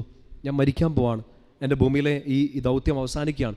ഞാൻ എന്താ ചെയ്യാൻ പോകുന്നത്? അപ്പം ഈ മരണസമയത്തും അവസാന ശ്വാസം എടുക്കുമ്പോഴും ഞാൻ അങ്ങയുടെ കരങ്ങളിലേക്ക് എൻ്റെ ആത്മാവിനെ തരികയാണ്, മറ്റാരിലേക്കും അല്ല. ഇത് പറഞ്ഞവൻ ജീവൻ വെടിയുന്നുണ്ട്, പിതാവിനെ വിളിച്ചുകൊണ്ട് ജീവൻ വെടിയുന്നുണ്ട്. പിതാവെ, അങ്ങേ കരങ്ങളിൽ എൻ്റെ ആത്മാവിനെ ഞാൻ സമർപ്പിക്കുന്നു. ബോധ്യം നല്ലപോലെ മനസ്സിലാക്കണം. കുരിശിൽ കിടക്കുമ്പോഴും ഞാൻ എൻ്റെ പിതാവിൻ്റെ കരവലയത്തിലാണ് എന്ന ബോധ്യം. പിതാവെ, അങ്ങയുടെ സ്വർഗത്തിലേക്ക്, അങ്ങായിരിക്കുന്ന ഇടങ്ങളിലേക്ക് എൻ്റെ ആത്മാവിനെ ഇതാ ഞാൻ തരുന്നു എന്നല്ല പറയുന്നത്, അങ്ങയുടെ കരങ്ങളിലേക്ക് എൻ്റെ ആത്മാവിനെ തരുന്നു എന്ന് വെച്ചാൽ ഞാൻ ഈ കുരിശിൽ കരം പിടിച്ച് കിടക്കുമ്പോഴും എൻ്റെ മുമ്പിൽ കരം വിരിച്ചുകൊണ്ട് എൻ്റെ അപ്പാ നെയ്യുമുണ്ട് എന്ന ബോധ്യമായിരുന്നു ഈശോയ്ക്ക്. പ്രിയപ്പെട്ട ദൈവമക്കൾ, നമ്മളെല്ലാവരും ഈ ഒരു ബോധ്യത്തിലായിരിക്കണം. നാളെ കുരിശാരോഹണങ്ങൾ വന്നേക്കാം, നാളെ മരണം പോലും കൺമുമ്പിൽ വന്നേക്കാം, ശ്വാസം കിട്ടാതെ പെടയുന്ന സമയങ്ങൾ വന്നേക്കാം. വേറെ ആരെയും വിളിക്കരുത്, പിതാവേ എന്ന് വിളിക്കുക. ഞാൻ കുരിശിലായിരിക്കുമ്പോഴും അപ്പാ ഞാൻ നിൻ്റെ കരവലയത്തിലാണ്. ആ ബോധ്യം ഉണ്ടെങ്കിൽ എൻ്റെ പ്രിയപ്പെട്ട സ്വരങ്ങളെ, കുരിശുകളെ, വേദനകളെ, സഹനങ്ങളെ, തെറ്റിദ്ധാരണകളെ, സങ്കടങ്ങളെ, രോഗങ്ങളെ, മരണത്തെ, പിശാചിനെ അതിജീവിക്കാൻ കർത്താവ് കൂടെ നിൽക്കും. ഈശോ കുരിശിൽ കിടന്നുകൊണ്ടതാ പ്രാർത്ഥിച്ചത്. മറ്റൊരു സുന്ദരമായ പ്രാർത്ഥന കേൾക്കുമ്പോൾ അത്ര സുന്ദരമാണെന്ന് തോന്നത്തില്ല. ഈശോയുടെ ഒരു നിലവിളി നമ്മൾ കാണുന്നുണ്ട്. എലോയി എലോയി ലാമാ സബക്താനി, എൻ്റെ ദൈവമേ, എൻ്റെ ദൈവമേ, എന്തുകൊണ്ട് എന്നെ കൈവിടിഞ്ഞു. നമുക്കറിയാം സങ്കീർത്തനം 22 ഈശോ നിലവിളിക്കുമ്പോൾ നിരാശപ്പെട്ട ഒരു നിലവിളിയായിട്ട് തോന്നാം. ചുറ്റും നിന്നവർ തന്നെ പറയുന്നുണ്ട്, അവൻ ഏലിയെ വിളിക്കുന്നു, ഇല്ലെങ്കിൽ അവൻ ദൈവത്തെ വിളിക്കുന്നു, ദൈവം ഇറങ്ങി വരട്ടെ, രക്ഷിക്കട്ടെ, തന്നെ അവൻ രക്ഷിക്കട്ടെ എന്നൊക്കെ പറയുന്നുണ്ട്. ആർക്കും ആ അർത്ഥം മനസ്സിലാവുന്നില്ല. പക്ഷേ ഇന്ന് ഈ ധ്യാനം കൂടുന്ന നമുക്ക് ഈ അർത്ഥം മനസ്സിലാകണം. ഈശോ പറഞ്ഞിരുന്ന അർത്ഥം ഇതാണ്: നീ കുരിശിൽ കിടക്കുമ്പോഴും ആരെ വിളിക്കുക? ദൈവമേ എന്ന് മാത്രം വിളിക്കുക. കുരിശ് പ്രതീക്ഷിച്ചതായിരിക്കാം, ശിമയോനെ പോലെ അപ്രതീക്ഷിതമായ കുരിശുകളായിരിക്കാം. കൂടെ നടക്കാമെന്ന് പറഞ്ഞ് ചിലപ്പോൾ ആ കുരിശിനെ തള്ളിപ്പറയുന്ന പത്രോസിൻ്റെ ജീവിതമായിരിക്കാം, കരുണ ലഭിച്ച പൗലോസിൻ്റെ ജീവിതമായിരിക്കാം. കുരിശ് എല്ലാവർക്കും വരും. ആ കുരിശിൽ കിടന്നുകൊണ്ട് ചുറ്റും നിൽക്കുന്നവർക്കൊന്നും മനസ്സിലാവാത്ത ആ കുരിശുകളിൽ നീ ആരെ വിളിക്കണം? എൻ്റെ ദൈവമേ, എൻ്റെ ദൈവമേ. കൈവിടിഞ്ഞൊന്നല്ല, എൻ്റെ ദൈവമേ, എൻ്റെ ദൈവമേ എന്ന് തന്നെ വിളിക്കുക. സങ്കീർത്തനം 22 നിങ്ങൾ വായിച്ചിട്ടില്ലേ?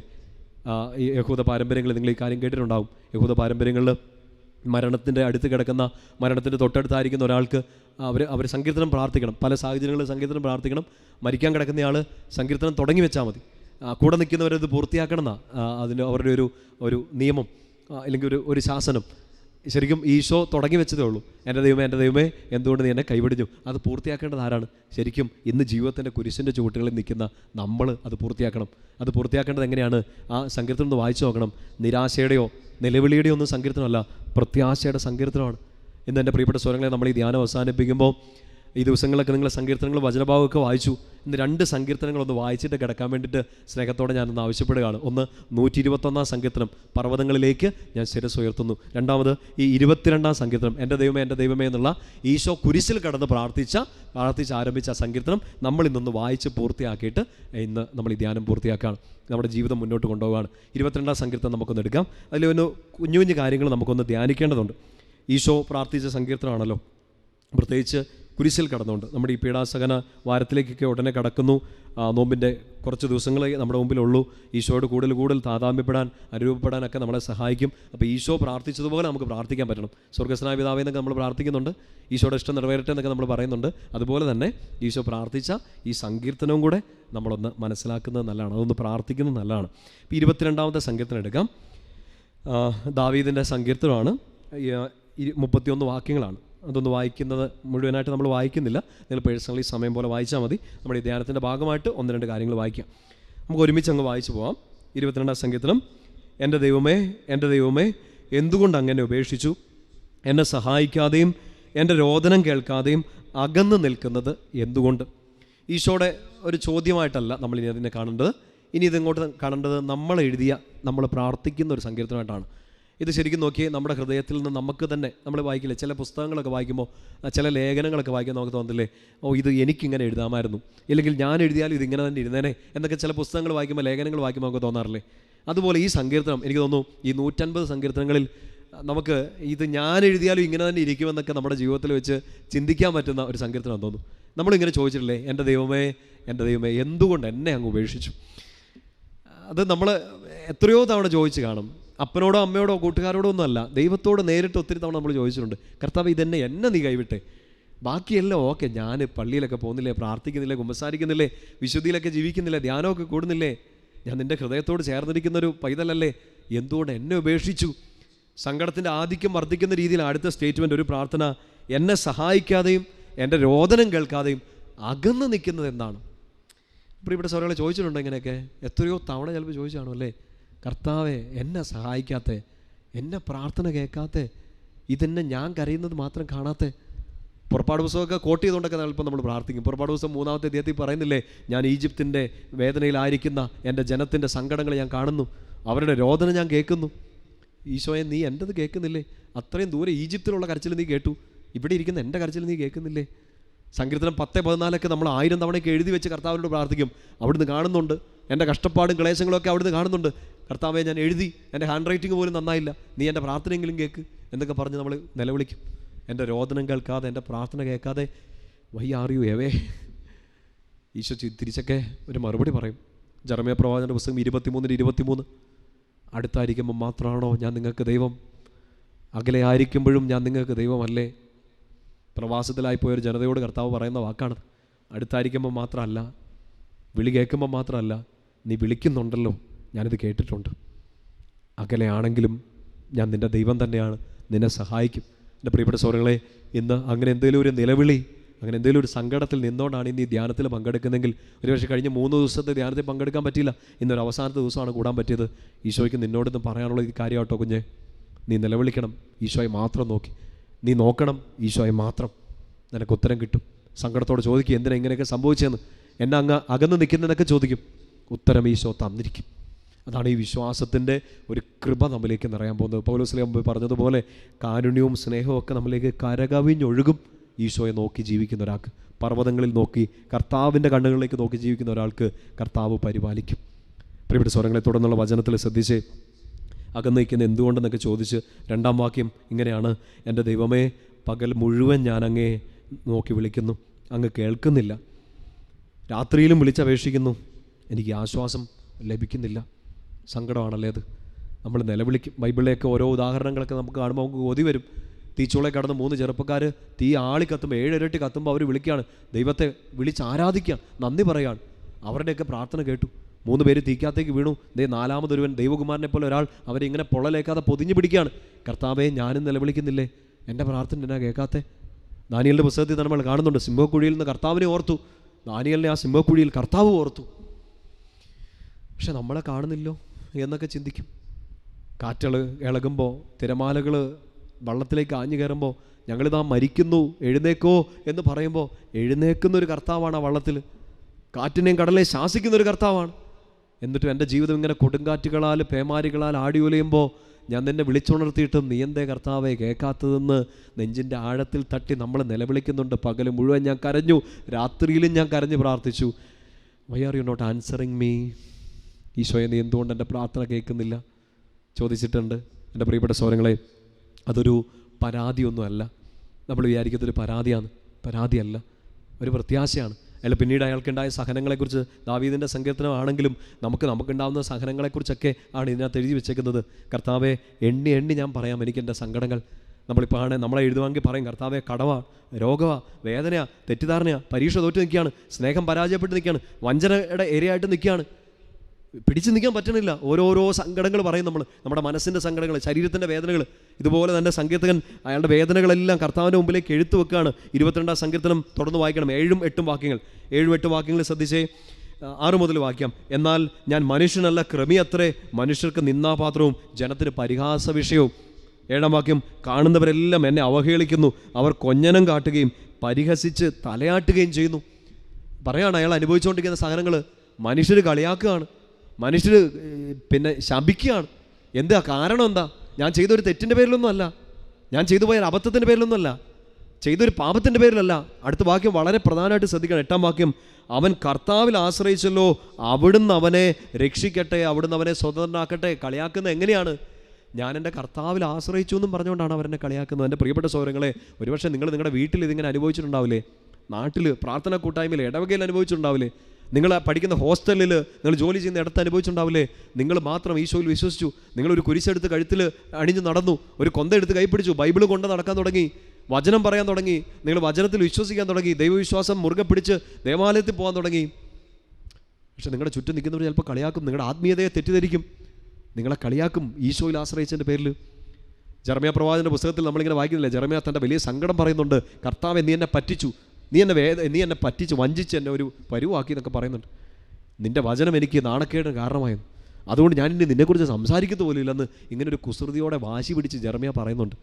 പക്ഷേ കർത്താവ് മിണ്ടാണ്ടിരിക്കുകയാണ് ജെറമ്യാ പരാതി പറയുമ്പോൾ. ആ നിശബ്ദതയിൽ കർത്താവിൻ്റെ സ്വരം ജെറമ്യാ കേട്ടിട്ട് പറയുന്നുണ്ട്, നിന്നെക്കുറിച്ച് ഇനി ചിന്തിക്കുക പോലും ഇല്ലെന്നൊക്കെയാണ് ഞാൻ പറയുന്നത്, പക്ഷേ നിന്നെക്കുറിച്ച് എനിക്ക് പറയാതിരിക്കാൻ പറ്റില്ല കർത്താവേ. നിന്നെക്കുറിച്ച് ഞാൻ പറയാതിരുന്നാൽ അതെൻ്റെ അസ്ഥിക്കുള്ളിൽ അഗ്നി സൂക്ഷിച്ചതുപോലെയാണ്, അതെന്നെ എരിയിച്ച് കളയും. വീരയോദ്ധാവിനെ പോലെ അങ്ങൻ്റെ പക്ഷത്തുള്ളത് കൊണ്ട് ഞാൻ ഇനിയും നിനക്ക് വേണ്ടി ജീവിക്കും, എൻ്റെ ശത്രുക്കൾക്ക് കാലിടറും. നമുക്ക് നമ്മുടെ മുമ്പിൽ ഇങ്ങനെ കൊഞ്ഞനം കുത്തുന്ന അനുഭവങ്ങൾ, ശപിക്കുന്ന, കളിയാക്കുന്ന, അത് ആത്മീയതയുടെ പേരിൽ, പ്രാർത്ഥനയുടെ പേരിൽ മാത്രമല്ല. എൻ്റെ പ്രിയപ്പെട്ട സ്വരങ്ങളെ, നിങ്ങളുടെ ഒരു കുറവിൻ്റെ പേരിൽ ചിലപ്പോൾ കളിയാക്കപ്പെട്ടേക്കാവേ. നിങ്ങൾ പണ്ട് ചെയ്തു പോയൊരു തെറ്റിൻ്റെ പേരിൽ നിങ്ങളെ വീണ്ടും ആളുകൾ കൊഞ്ഞനം കുത്തിയേക്കാം, മാറി നിന്നേക്കാം, തിരിഞ്ഞു നിന്നേക്കാം. അവർ നിങ്ങളെ ഗ്രൂപ്പിൽ ചേർക്കാതെ നിങ്ങളെ മാറ്റി നിർത്തിയേക്കാം. നിങ്ങളുടെ പ്രാർത്ഥനാ ജീവിതം കൊണ്ടോ ഒരുപക്ഷെ നിങ്ങളുടെ പാപജീവിതം കൊണ്ടോ, രണ്ടിനും സാധ്യതയുണ്ട്. നിങ്ങൾ പ്രാർത്ഥിക്കുന്നത് കൊണ്ട് ചിലപ്പോൾ നിങ്ങളെ മാറ്റി നിർത്തും. നിങ്ങളെ ചിലപ്പോൾ അവർ ആ ഗ്രൂപ്പിൽ വിളിക്കത്തില്ല. അവർ ചിലപ്പോൾ ഒരു തെറ്റിൻ്റെ വഴികളിലൂടെയൊക്കെ പോകുമ്പോൾ നിങ്ങളെ ക്ഷണിക്കത്തില്ല. ഇല്ലേ, അവർക്ക് ആനന്ദിക്കാൻ നിങ്ങളൊരു തടസ്സമെന്ന് പറഞ്ഞുകൊണ്ട് നിങ്ങളെ അവർ മാറ്റി നിർത്തും. സംഭവിക്കും. ആനന്ദിക്കുക. ക്രിസ്തുവിൻ്റെ പേരിൽ സഹിക്കേണ്ടി വന്നതിൽ, നാണം കെടേണ്ടി വന്നതിൽ അപ്പസ്വലന്മാരെ പോലെ ആനന്ദിക്കുക. പ്രാർത്ഥനാ ജീവിതത്തിൻ്റെ പേരിൽ നിങ്ങൾ കളിയാക്കപ്പെടാം. ഇനിയോ പാപജീവിതത്തിൻ്റെ പേരിലും കളിയാക്കപ്പെടാം. ചില ശിക്ഷയായിട്ട് അതിനെ ഏറ്റെടുക്കുകയാണെങ്കിൽ നല്ലതാണ് ആ സഹനത്തെ. പക്ഷേ നമുക്ക് സഹിക്കുന്നതിനൊരു പരിധിയില്ലേ. പണ്ടെങ്ങാണ്ടോ ചെയ്തു പോയത് തെറ്റാണ്, ഒരു അബദ്ധത്തിൽ ചെയ്തു പോയത് തെറ്റാണ്. കർത്താവ് ക്ഷമിച്ചു, കുമ്പസാരത്തിൽ ഏറ്റു പറഞ്ഞു. പക്ഷേ നാട്ടുകാർ ക്ഷമിക്കുന്നില്ല, നാട്ടുകാർ മറക്കുന്നില്ല, അവർ കളിയാക്കും. ഇനി നിങ്ങൾ ചെയ്തതാണെന്നില്ല, നിങ്ങളുടെ വീട്ടിലാരോ ഒരാൾ ചെയ്തായിരിക്കാം, നിങ്ങളുടെ അകന്നൊരു ബന്ധു ചെയ്തായിരിക്കാം, കളിയാക്കും. അവൻ്റെ ബന്ധുവല്ലേ നീ, അവളുടെ വീട്ടിലുള്ളതല്ലേ നീ.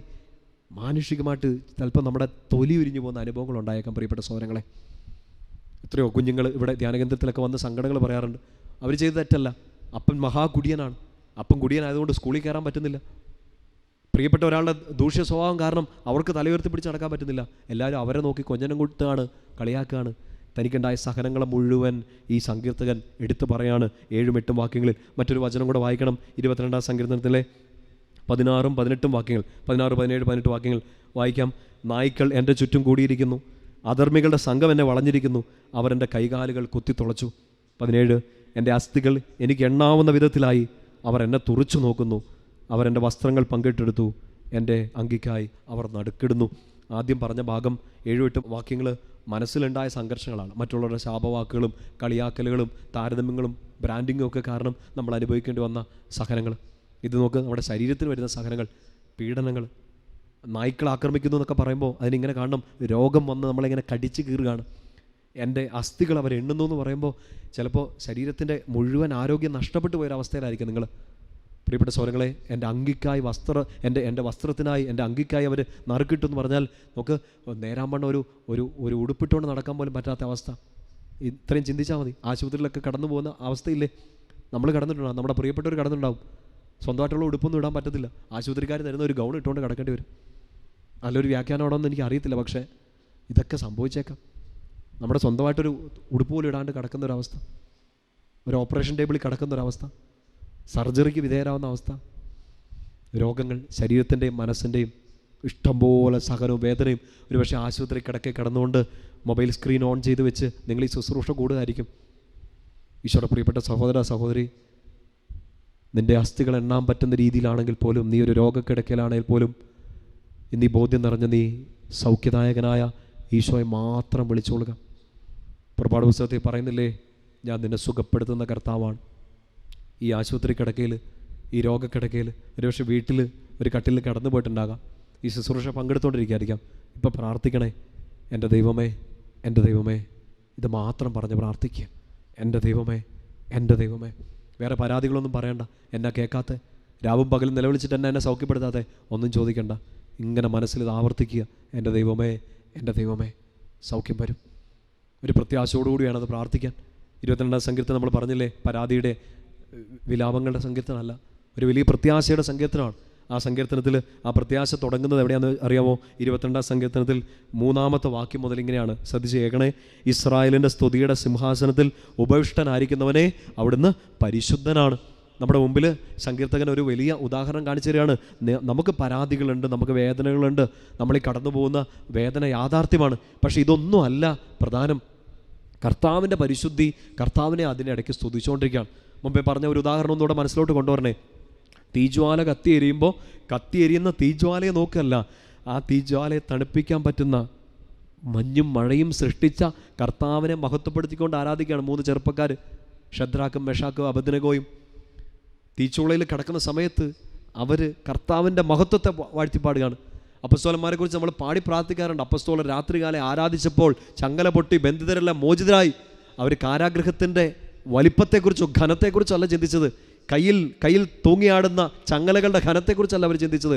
ആ ചങ്ങല വെച്ചൊരു സംഗീതോപകരണമാക്കി അവർ ദൈവത്തെ മഹത്വപ്പെടുത്തി ആരാധിച്ചു. ചങ്ങല പൊട്ടി ബന്ധിതരെല്ലാം മോചിതരായി. നമുക്ക് ഈ ഒരൊറ്റ ഓപ്ഷൻ എൻ്റെ പ്രിയപ്പെട്ട സൗരങ്ങളെ നമുക്കുള്ളത്. നോക്കിയിരുന്നാൽ ചിലപ്പം നോക്കിയിരിക്കാൻ 100 കണക്കിന് വേദനകൾ നമ്മുടെ മുമ്പിൽ ഉണ്ടാകാം. വീണുപോയ 10,000 കുഴികൾ നമുക്കുണ്ടാകാം. പക്ഷേ ഈ വേദനകളെ അതിജീവിച്ച ഈശോയും ഈ കുഴിയിലേക്ക് കൈനീട്ടിപ്പിടിച്ച് നമ്മളെ പൊക്കിയെടുക്കുന്ന കർത്താവിനെ മാത്രം നോക്കിയാലേ നമുക്ക് കയറിപ്പോരാൻ പറ്റുള്ളൂ. സ്തുതിച്ചോളുക. പരാതികളില്ല, പരാതികൾ ഉത്തരം തരില്ല. സ്തുതികൾ മാത്രമേ പ്രത്യാശ നമുക്ക് തരത്തുള്ളൂ. പരാതികൾ നമ്മൾ പല്ല് കടിച്ചുകൊണ്ടിരിക്കും, പക്ഷേ പ്രത്യാശ നമുക്ക് പുതിയ വാതിലുകൾ തുറന്നു തരും. അതുകൊണ്ടാണ് 22-ാം സങ്കീർത്തനത്തിൽ 3-ാമത്തെ വാക്യത്തിൽ ഈ പരാതികളൊന്നും പറയാതെ ഈ സങ്കീർത്തകൻ നമ്മൾ കർത്താവേ നീ പരിശുദ്ധനാണെന്ന് പറഞ്ഞ് സ്തുതിക്കുക. ഇസ്രായേലിൻ്റെ സ്തുതിയുടെ സിംഹാസനത്തിൽ വാഴുന്നവനെ നീ പരിശുദ്ധനാണ്. തുടർന്നുള്ള വാക്യം ഒരു പ്രത്യാശയുടേതാണ്. 4-ാം വാക്യം, അങ്ങയിൽ ഞങ്ങളുടെ പിതാക്കന്മാർ വിശ്വാസമർപ്പിച്ചു, അവർ അങ്ങിൽ ശരണം വെച്ചു, അങ്ങ് അവരെ മോചിപ്പിച്ചു, അങ്ങയോട് അവർ നിലവിളിച്ചപേക്ഷിച്ചു, അവർ രക്ഷപ്പെട്ടു, അങ്ങേ അവർ ആശ്രയിച്ചു, അവർ ഭഗ്നാശരായില്ല. നോക്കിക്കേ, പരാതി അല്ല പറയുന്നത്, പ്രത്യാശയാണ്. ഞങ്ങൾ നിന്നെ സ്തുതിക്കും. കാരണം എന്താ? ഞങ്ങളുടെ കഴിഞ്ഞ തലമുറ ഇതിനു മുമ്പ് നിന്നെ ആശ്രയിച്ച ആരും നിരാശപ്പെടേണ്ടി വന്നിട്ടില്ല. നിന്നെ നോക്കി നിലവിളിച്ച ആരും ഇതുവരെ ഭഗ്നാശരാവേണ്ടി വന്നിട്ടില്ല. എൻ്റെ പ്രിയപ്പെട്ട സഹോദരങ്ങളെ, ഇപ്പോൾ എൻ്റെ ദൈവമേ, എൻ്റെ ദൈവമേ എന്ന് നോക്കി നമുക്ക് നിലവിളിക്കണമെങ്കിൽ ഈ ഒരു ബോധ്യം വേണം. നാളിതുവരെ ഉണ്ടായ എല്ലാ സഹനങ്ങളിലും കർത്താവ് നമ്മളെ സഹായിച്ചിട്ടുണ്ട്. പാട്ടൊക്കെ നമ്മൾ പാടി പ്രാർത്ഥിക്കുന്നില്ലേ? നിന്നതല്ല നാം, ദൈവം നമ്മെ നിർത്തിയതാണ്. ഓർത്തെടുക്കാനാണെങ്കിൽ എന്തോ ഒരു അനുഭവങ്ങളാണ് പ്രിയപ്പെട്ട സഹോദരങ്ങളെ. കഴിഞ്ഞ കാലത്തിലെ കഷ്ടപ്പാടുകളല്ല. ഹെബ്രായർക്കുള്ള ലേഖനം 10-ാമത്തെ അധ്യായത്തിൽ പറയുന്ന പോലെ ആ കഷ്ടപ്പാടുകളെ പൊരുതി നിന്നത് കർത്താവ് തന്ന ആത്മധൈര്യത്തിൽ, ആത്മശക്തിയിൽ പിന്മാറി പുറകോട്ട് പോവാതെ വിശ്വസിച്ച് ആത്മരക്ഷ പ്രാപിച്ചവരുടെ കൂട്ടത്തിലാണ് നമ്മളെന്ന് ലേഖനകർത്താവ് നമ്മളോട് പറയുന്നത് പോലെ. ഓർത്തെടുക്കേണ്ട ഒറ്റ കാര്യമാണ്, ഈ കഷ്ടപ്പാടുകളെ കർത്താവിനോട് ചേർന്ന് നിന്ന് അതിജീവിച്ചത്. കൊരിന്തോസുകാർക്ക് 2-ാമത്തെ ലേഖനം എഴുതുമ്പോൾ അതിൻ്റെ 1-ാമത്തെ അധ്യായം 10-ാം വാക്യത്തിൽ പൗലോസിൽ ഇങ്ങനെ പറയുന്നുണ്ട്, ഇതുവരെ ഉണ്ടായ കഷ്ടപ്പാടുകളിൽ നിന്ന്, ഇതുവരെ ഉണ്ടായ സഹനങ്ങളിൽ നിന്ന്, മരണഭയത്തിൽ നിന്ന്, അത്ര ഗൗരവമേറിയ വിപത്തിൽ നിന്ന് കർത്താവ് ഞങ്ങളെ രക്ഷിച്ചു, ഇനിയും രക്ഷിക്കുമെന്ന് ഞങ്ങൾ അവനിൽ പ്രത്യാശിക്കുന്നു. പരാതി പറയുകയല്ല, പരാതിപ്പെട്ട് പോയേക്കാം, സങ്കടം വന്നേക്കാം, പക്ഷേ പ്രത്യാശയുടെ സങ്കീർത്തനം പാടിക്കൊണ്ട് വേണം ഒരു ദൈവവിശ്വാസി ജീവിക്കാൻ. ഈ നോമ്പിൻ്റെ സഹനങ്ങൾക്കിടയിൽ ജീവിതത്തിൽ വരാനിരിക്കുന്ന 100 കണക്കിന് സഹനങ്ങളുടെ ഒരു മിനിയേച്ചർ ഫോമായിട്ട്, ഒരു ട്രെയിലർ മാത്രമായിട്ട് ഇപ്പോൾ ഈ കുഞ്ഞു സഹനങ്ങളെ ഏറ്റെടുക്കുമ്പോൾ പരാതി പറയുകയല്ല ഈശോയുടെ പ്രിയപ്പെട്ട മക്കളെ, സഹോദരങ്ങളെ, നമ്മൾ ചെയ്യേണ്ടത് പ്രത്യാശ മാത്രം. ഇസ്രായേലിൻ്റെ സ്തുതിയുടെ സിംഹാസനത്തിൽ വാഴുന്നവനെ അങ്ങ് പരിശുദ്ധനാണ്, ഞങ്ങളുടെ പിതാക്കന്മാർ അങ്ങിൽ ആശ്രയമർപ്പിച്ചു, അവരാരും ഭഗ്നാശരാകേണ്ടി വന്നിട്ടില്ല, അതുകൊണ്ട് ഞാനും ആശ്രയിക്കുന്നു, ഞാനും പ്രത്യാശിക്കുന്നു. ഈ കുരിശിലേക്കല്ല, കുരിശിനെ അതിജീവിച്ച ക്രിസ്തുവിലേക്ക് നോക്കി ഞാൻ നിലവിളിക്കുന്നു. ഈ വേദനകളിലേക്കല്ല, ഈ വേദനകളിൽ എന്നെ ചേർത്ത് പിടിക്കുന്ന കർത്താവിലേക്ക് നോക്കി ഞാൻ നിലവിളിക്കുന്നു. പർവ്വതങ്ങളിലേക്കല്ല, ആ പർവ്വതങ്ങൾക്ക് മുകളിൽ നിൽക്കുന്ന കർത്താവിലേക്ക് ഞാൻ കണ്ണുകൾ ഉയർത്തുന്നു. ആടിത്തിമിർത്ത് വരുന്ന, തകർത്തെറിയാൻ വരുന്ന തിരമാലകളിലേക്കല്ല, കാറ്റിനെയും കടലിനെയും ശാന്തമാക്കിയ ക്രിസ്തുവിലേക്ക് ഞാൻ നോക്കുന്നു. എന്നെ ചവിട്ടിത്താഴ്ത്തിയ കുഴികളിലേക്കല്ല, ആഴത്തിൻ്റെ കല്ലറയുടെ അന്ധകാരത്തിൽ നിന്നും കയറി വന്ന ക്രിസ്തുവിലേക്ക് ഞാൻ നോക്കുന്നു. എപ്പോഴും കൂടെ നിൽക്കാമെന്ന് പറഞ്ഞ് വഞ്ചിച്ചവരിലേക്കല്ല, യുഗാന്ത്യം വരെ കൂടെ കാണുമെന്ന് പറഞ്ഞ ഈശോ മിശിഹായിലേക്ക് മാത്രം ഞാൻ നോക്കുന്നു. ഇതാണ് ക്രിസ്തീയ ജീവിതം, ഇതാണ് വിശ്വാസ ജീവിതം, ഇതാണ് സഹനത്തിൻ്റെ മുമ്പിൽ ഒരു ദൈവവിശ്വാസി ജീവിക്കേണ്ട സങ്കീർത്തനം.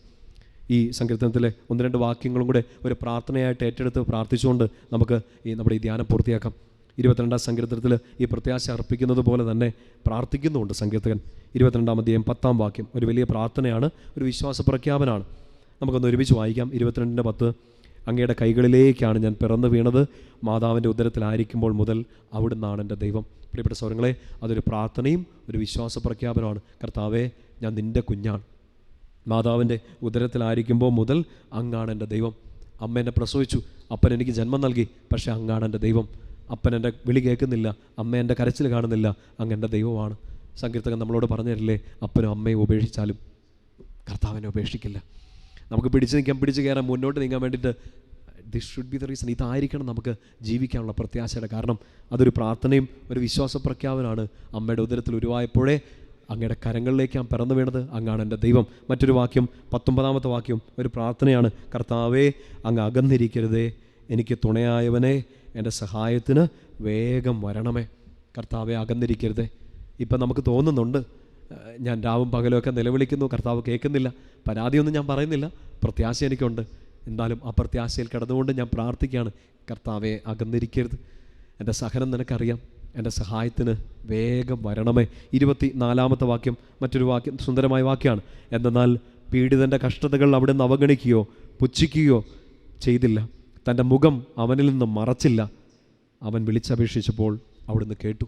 10 വാക്യത്തിൽ പ്രാർത്ഥിച്ചതുപോലെ തന്നെ ഒരു വിശ്വാസമാണ്, ഒരു പ്രഖ്യാപനമാണ്, ഒരു പ്രത്യാശയാണ്. ഞാൻ നിലവിളിച്ചു, കർത്താവ് എൻ്റെ ഉത്തരം, എനിക്കതിന് ഉത്തരം തരും. അവസാനത്തെ വാക്യം ഒന്ന് ശ്രദ്ധിച്ചേ. 31 വാക്യം. ജനിക്കാനിരിക്കുന്ന തലമുറയോട് കർത്താവാണ് മോചനം നേടിത്തന്നതെന്ന് അവർ ഉദ്ഘോഷിക്കും. പ്രിയപ്പെട്ട സഹോദരങ്ങളെ, ഇതാണ് നമ്മുടെ മുമ്പിലുള്ള സഹനങ്ങൾ, വേദനകളൊക്കെ വരുമ്പോൾ അതിനൊരു അർത്ഥം കാണാൻ വേണ്ടി നമ്മൾ പരിശ്രമിക്കുമ്പോൾ അർത്ഥം കർത്താവ് നമുക്ക് തരികയാണ്. എന്താണ് ഈ സഹനങ്ങളുടെയൊക്കെ അർത്ഥം? എന്തിനാണ് ഇത്രയും സഹിക്കുന്നത്? എന്തുകൊണ്ടാണ് ഈ പ്രാർത്ഥന വൈകുന്നത്, ഉത്തരം കിട്ടാൻ വൈകുന്നത്? ഒരു ഉറപ്പ് നമ്മുടെ മുമ്പിൽ അതാണ്, നീ ഒരു സാക്ഷ്യമായിട്ട് മാറും. നിൻ്റെ മുമ്പിൽ കർത്താവ് ഒരുക്കുന്ന വഴികൾ നാളെ ജനത്തിൻ്റെ മുമ്പിൽ ഒരു സാക്ഷ്യമായിട്ട് മാറും. ഇവൻ കർത്താവിൽ ആശ്രയിച്ച് അവൻ നാണം കെടേണ്ടി വന്നില്ല എന്ന് ജനം നിന്നെ നോക്കി പറയും, നിങ്ങളുടെ കുടുംബത്തെ നോക്കി പറയും. കർത്താവ് മഹത്തായ കാര്യങ്ങൾ ചെയ്തെന്ന് വരും തലമുറയോട് പറയാൻ വേണ്ടി കർത്താവ് ഈ സഹനത്തെ ഒരനുഗ്രഹമാക്കി മാറ്റും. പ്രിയപ്പെട്ട സഹോദരങ്ങളെ, ഈ ഒരു ബോധ്യത്തോടു കൂടി വേണം നമ്മൾ ഈ വർഷത്തെ നമ്മുടെ ഈ വാർഷിക ധ്യാനം, ഈ നോമ്പുകാല ധ്യാനം അവസാനിപ്പിക്കാൻ. ഇനിയുള്ള ദിവസങ്ങൾ കൂടുതൽ വിശുദ്ധിയിൽ ജീവിക്കണം. നമ്മുടെ നോമ്പ്, ഈ വർഷത്തെ നോമ്പ് ഏറ്റവും അനുഗ്രഹമാണ് എൻ്റെ പ്രിയപ്പെട്ട സഹോദരങ്ങളെ. ഇനിയുള്ള ദിവസങ്ങൾ ഒരു തെറ്റുപോലും ചെയ്യാതെ, ഒരു വീഴ്ച പോലും ഉണ്ടാകാതെ കർത്താവിൻ്റെ ഹൃദയത്തോട് ചേർന്നിരിക്കുക. വീണ് പോകാം, പ്രലോഭനങ്ങൾ വരാം, ഏറ്റവും അടുത്തടുത്ത് കുമ്പസാരിച്ചു ക്ലീനായിട്ട് ഈശോയുടെ മുമ്പിൽ നിൽക്കുക. ഒരു തിന്മയ്ക്കും കൈ കൊടുക്കാതെ, ഒരു പാപത്തിന് അടിമപ്പെടാതെ പരിശുദ്ധമായിട്ട് ഈ തവണ നമുക്ക് ഈ ഒരു വിശുദ്ധ ദിവസങ്ങളെ ആചരിക്കണ്ടേ. ഓശാനയുടെ ആ ദിവസങ്ങൾ മുതൽ വളരെയധികം നിങ്ങൾ ശ്രദ്ധിക്കണം. ഈ പത്രോസിനോട് പറഞ്ഞ പോലെ, ശിമയോൻ ഗോതമ്പ് പോലെ പിശാച് നിന്നെ പാറ്റാൻ ശ്രമിക്കും. നീ വീണ് കൊടുക്കരുത്, നീ എഴുന്നേക്കണം. എന്നിട്ട് നിൻ്റെ പ്രിയപ്പെട്ടവരെ ശക്തിപ്പെടുത്തണം. ആ ശക്തി ഈശോയിൽ പ്രത്യാശ അർപ്പിച്ചുകൊണ്ടാണ് നമുക്ക് വേണ്ടത്. പ്രിയപ്പെട്ട സഹോദരങ്ങളെ, അതിന് സാധിക്കട്ടെ എന്ന് പ്രാർത്ഥിക്കുന്നു. നമുക്ക് ഈശോയുടെ കരങ്ങളിലേക്ക് നമ്മുടെ എല്ലാ പ്രാർത്ഥനകളും സമർപ്പിക്കാം. പിതാവിൻ്റെയും പുത്രൻ്റെയും പരിശുദ്ധാത്മാവിൻ്റെയും നാമത്തിൽ ആമേൻ.